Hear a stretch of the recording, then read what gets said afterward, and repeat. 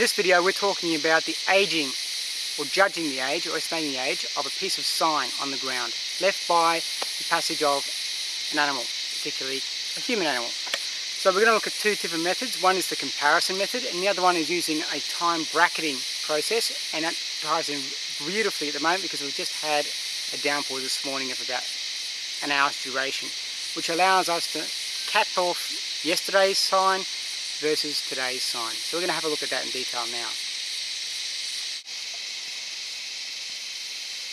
Let's look now at some aging considerations or techniques. The first one we're going to look at is actually utilising the weather events in the area to help us determine when something was made either before or after that particular weather event. In this case, we've got some boot prints here on the track that look weathered, they look aged, but most importantly, we know that they were made prior to this morning about 6 o'clock.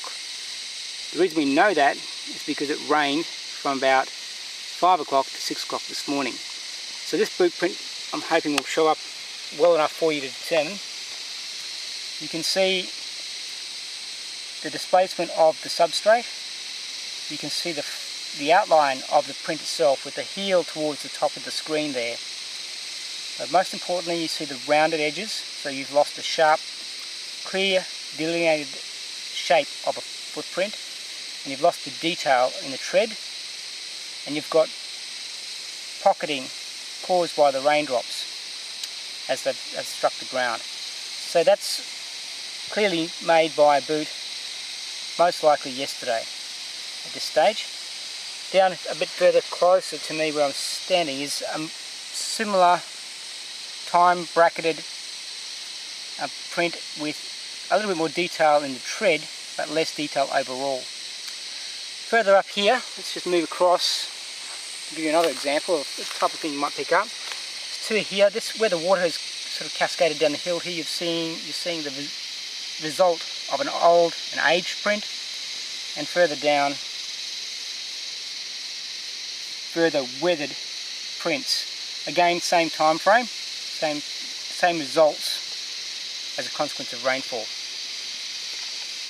Now the other way we can utilise our own bodies to get a good estimate of the time frame of a piece of track or sign is by utilising what we call comparison methods, which is simply, if we're looking at this current print that you can see down here, here's the heel print of the one we just examined. We know that's made yesterday.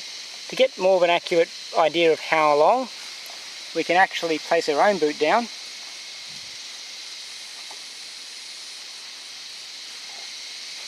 and then make a direct comparison between the existing print and the new print. As you can see with this one, we have a lot more crush, a lot more flattening. You've got a distinct colour change. There's more detail in the print, and the texture of the print, or the floor of the print, is far more crisp, far more fine compared to the older print, which has been dimpled by rain. So that's one way of comparing and using weather events to determine the age of a particular print. It does not matter if it's an animal print or it's a human print. Humans are just another animal. They just make a lot more mess. So this type of technique works for both species, or all species. So there's a quick summary, people, of tracking techniques utilised to judge the age of a piece of sign or spoor on the ground. Simple techniques, there's a lot more complexity to the whole process and there's a bit more detail involved, but they're the fundamentals. That will get you going. The trick now is to get out and get some dirt time, have a look at the area that you're local to and apply that simple technique, comparison or bracketing. Make note of the weather events, the wind, the rain, the sun, the heat. All those things will help you determine what's passed while that track's been made and then what effect it has on the track. Get out there and just give it a go, guys. Have fun. See you on the walk.